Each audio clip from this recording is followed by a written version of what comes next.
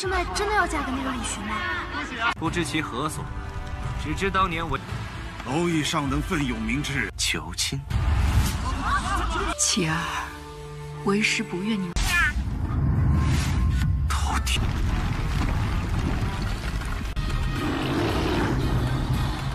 Hola semuanya, bagaimana nih kabar kalian? Semoga kalian dalam keadaan baik-baik saja, sehat selalu, serta dilancarkan rezekinya ya guys, amin. Pada kesempatan kali ini, kita akanlah melanjutkan Tonghua dari Jet Dynasty Season 3. Benar saja ya, Tonghua ini pasti mendapati SVIP-nya. Ya sudah pasti akan tayang di sore hari, tepatnya untuklah di hari Rabu.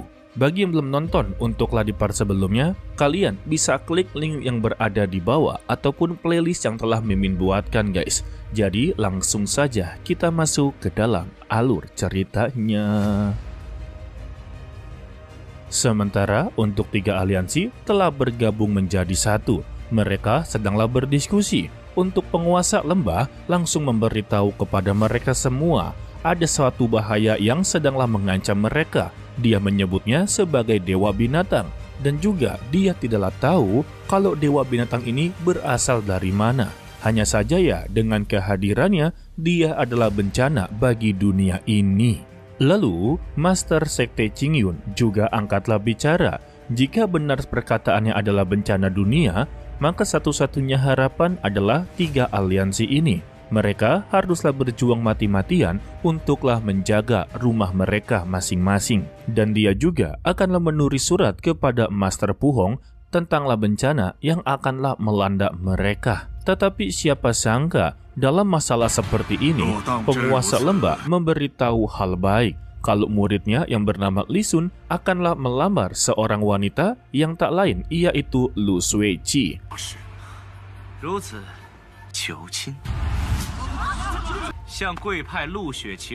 Alhasil ya, semua orang yang berada di sana langsunglah terkejut-kejut. Gila, padahal bencana besar sedanglah berada di depan mereka, tetapi malah mengurusi acara pernikahan. Lalu ya, ketua sekte mempertanyakan kepada gurunya Lu Suiqi. Dia sebagai guru, apa pendapatnya tentang semua ini? Belum aja memberikan sebuah pendapat, penguasa lembah kembali memberitahu. Seiring berjalannya waktu, pernikahan ini akanlah hilang dengan bencana yang akanlah datang. Jadi pada intinya ya, pernikahan mereka akanlah dilupakan oleh seluruh para kultivator karena mereka sibuk untuklah menghadapi bencana. Tetapi ya, itu kan untuk orang-orang. Bagaimana dengan korban yang telah dinikahi? Dan siapa sangka gurunya langsunglah menerima penawaran tersebut.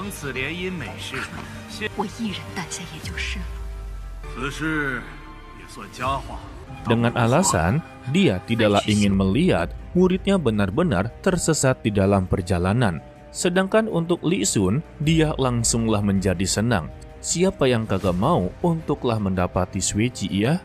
Sedangkan untuk Suiqi, dia pun langsunglah berbicara dengan begitu tegas. Dia berkata, aku tidak mau.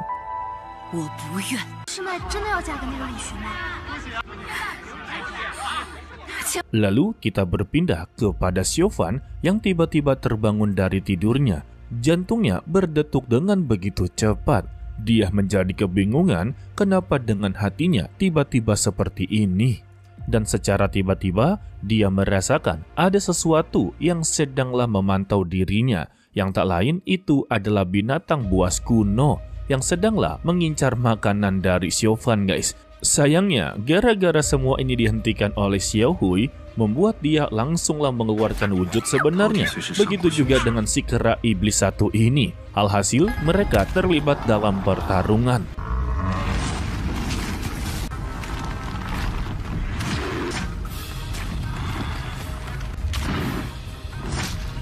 Xiaofan yang telah mengetahui tujuan dari binatang buas kuno ini hanya untuk babi panggangnya, dia langsunglah mengambil sepotong dan memberikan kepadanya, serta menyuruh kepada mereka berdua tidak perlu untuklah mengeluarkan wujud seperti ini dan kembalilah ke wujud kecilnya. Alhasil mereka berdua langsung berbagi makanan. Tidak lama dari itu juga datanglah dewa binatang yang cukuplah kagum kepada monyet roh bermata 3. Untuk Xiaofan, dia benar-benar menyambutnya tanpa melihat kalau ini adalah musuh yang akanlah mempersulitnya, guys. Ditambah, dia juga kagum kepada Siofan. Untuk binatang buas kuno ini seharusnya memangsa makhluk hidup.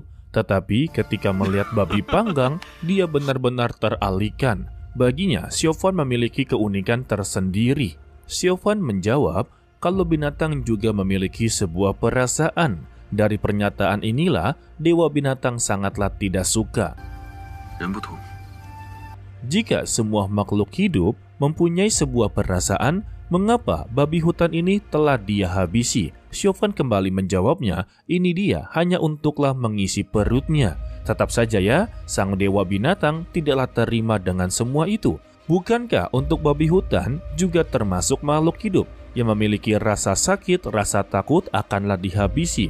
Jadi apa bedanya dengan binatang buas kuno? Lantas Siofan kembali membalasnya, makhluk hidup memiliki perasaan yang begitu berbeda-beda. Contohnya seperti binatang, mereka takut akanlah dihabisi oleh para manusia dan dijadikan sebagai santapan makanan. Sedangkan untuk para manusia memiliki perasaan yang begitu sangatlah banyak. Mereka masih memiliki harapan, memiliki hidup, memiliki rasa cinta juga. Jadi janganlah samakan perasaan manusia dengan perasaan binatang. Itu saja sudah sangatlah berbeda. Ya sebetulnya Mimin juga nggak tahu ya beda apa kagak. Mendengar itu, sang dewa binatang mencoba untuklah mengalah. Dan dia pun memberikan binatang buas kuno ini yang dia sebut sebagai Toutie yang telah menemaninya bertahun-tahun, dia akanlah membebaskannya. Karena dia yakin dirinya akanlah mendapati teman seperti monyet bermata tiga. Lalu, Siofan menghentikan langkahnya dengan mempertanyakan, kalau kamu tidak membencinya, dia jadi temanku pun tidaklah masalah. Sontak dia menjawab, kalau dunia ini terlalu luas, siapa yang pantas untuklah menjadi temannya? Siapa pula yang berani untuklah menjadi temannya juga? Memang dulunya ada satu orang yang sangatlah dia percaya. Dirinya telah berteman cukuplah lama, tetapi akhirnya dia telah menyadari dirinya benar-benar ditipu. Bukan cuma itu saja, dia telah hampir membuat dirinya hancur selama-lamanya. Dan itu adalah kisah masa lalu dari sang dewa binatang yang memiliki hubungan dengan Ratu Linglong. Dan sang dewa binatang juga mengetahui kalau Siofan juga memiliki kisah sedih yang begitu mendalam. Dilihat dari wajahnya, sepertinya dia mempunyai seorang teman yang telah mengalami sakit parah dan sangatlah sulit untuk disembuhkan. Begitu juga dengan dia memiliki rasa kebencian serta kesepian yang begitu sangatlah mendalam.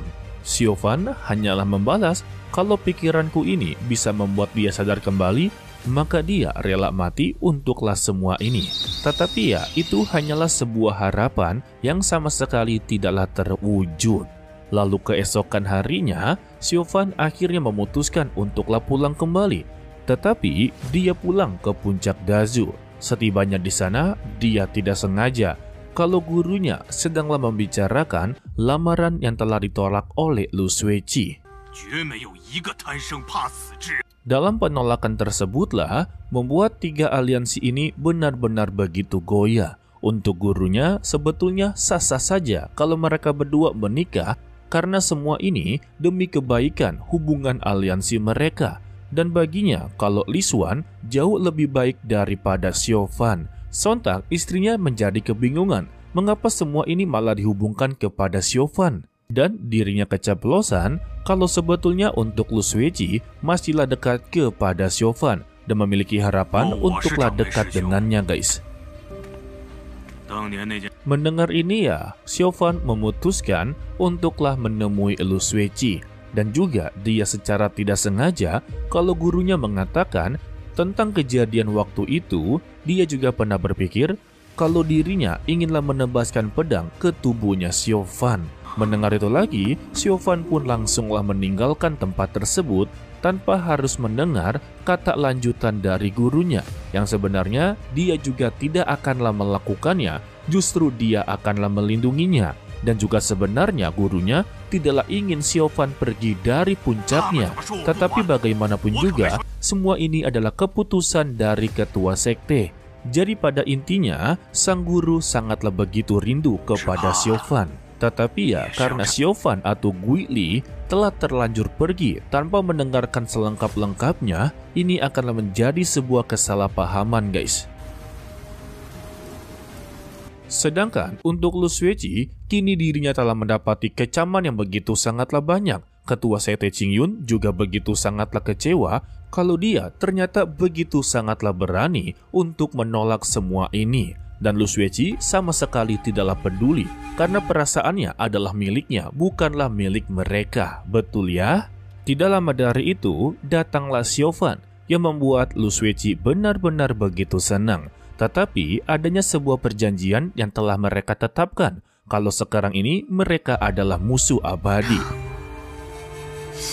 Hanya saja Xiaofan membalas, meskipun dia menganggap dirinya adalah musuh, tetapi dia menganggap Lu Xueqi sebagai teman kecilnya. Dan Xiaofan langsunglah to the point, bagaimana dengan lamarannya.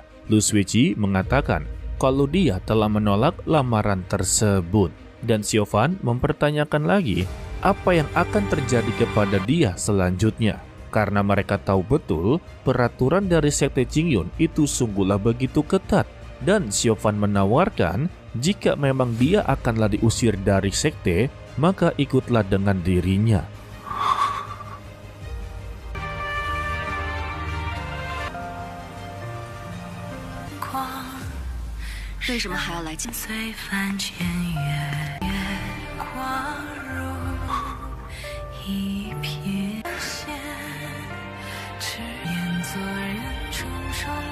Tetapi Lu Xueqi menjawab kalau dia tidak akanlah ikut. Ini mereka berdua masihlah jual mahal. Padahal ya di dalam hati mereka ingin saling membantu satu sama lain. Tetapi pada nyatanya untuk saat ini mereka masihlah memiliki gengsi yang begitu besar ya. Dan juga masihlah mengikuti sebuah peraturan. Dan ketika Xiaofan inginlah mendekatinya lagi, Lu Xueqi langsung meminta kepada dia untuklah berhenti melangkah. Dan siapa sangka Xiaofan benar-benar menuruti perkataan dari Lu Xueqi.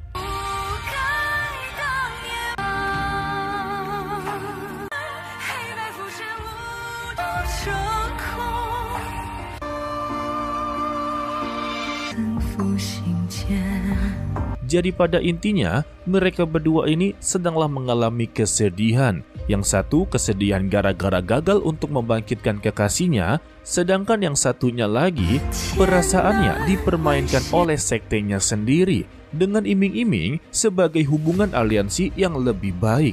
Padahal ya ini sama saja seperti menjual perasaan seseorang. Tetapi menurut kalian siapa yang kesedihannya palinglah mendalam? Kalau menurut Mimin ya, yaitu Xiaofan sendiri guys. Dia telah berjuang 10 tahun lamanya, tetapi hasilnya sia-sia. Oke lah, sepertinya cukup sampai di sini saja dulu untuklah video kali ini. Mimin ucapkan terima kasih kepada kalian yang telah menonton sampai akhir. To be continue, sampai jumpa di video berikutnya. Bye bye. 琪儿，为师不愿你们。